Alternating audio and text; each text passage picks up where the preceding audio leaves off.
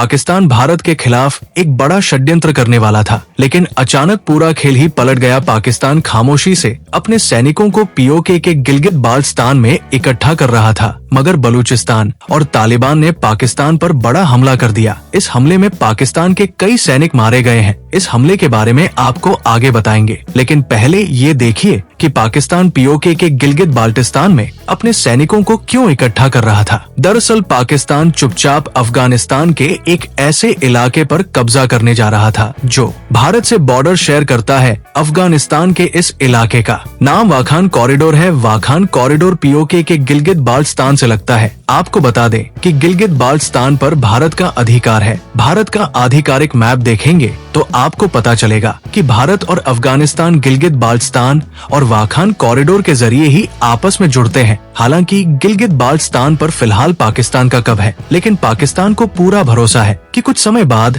यहाँ भारतीय सेना मौजूद होगी। पाकिस्तान को डर सता रहा है कि अगर भारतीय सेना गिलगित बाल्टिस्तान तक पहुँच गई तो वो वाखान कॉरिडोर के रास्ते अफगानिस्तान के सीधे संपर्क में आ जाएगी। अगर ऐसा हुआ तो ये स्थिति पाकिस्तान के लिए तबाही मचाने वाली होगी। वैसे पाकिस्तान का डर गलत नहीं है। भारत अगर पीओके पर कब्जा करने के लिए एक्शन लेता है तो अफगानिस्तान वाखान कॉरिडोर के रास्ते ही पूरा समर्थन देगा। कुछ समय पहले तालिबान ने अफगानिस्तान के नक्शे की समीक्षा करते हुए कहा कि हमारा वाखान कॉरिडोर भारत के जम्मू कश्मीर से लगता है, यानी तालिबान ने गिलगित बाल्टिस्तान को भारत का हिस्सा ही बता दिया था। ऐसे में पाकिस्तान को पूरा विश्वास है कि अगर भारत पीओके में घुसता है तो अफगानिस्तान वतन के जरिए ही उसकी मदद करेगा। ऐसे में पाकिस्तान वाखान कॉरिडोर पर ही कब्जा करना चाहता है। इसीलिए पाकिस्तान ने अपने कई सैनिकों को अचानक गिलगित बाल्टिस्तान भेज दिया। पाकिस्तान को लग रहा है कि अगर पीओके हाथ से गया तो कम से कम वाखान कॉरिडोर तो उसके पास आ जाए, ताकि भारत और अफगानिस्तान का सीधा संपर्क ना हो पाए। वाखान पर कब्जा करने के लिए पाकिस्तान के आईएसआई चीफ ताजिकिस्तान पहुंच गए। ताजिकिस्तान को अफगानिस्तान के तालिबान का दुश्मन माना जाता है। मजे की बात देखिए कि ताजिकिस्तान भी अपना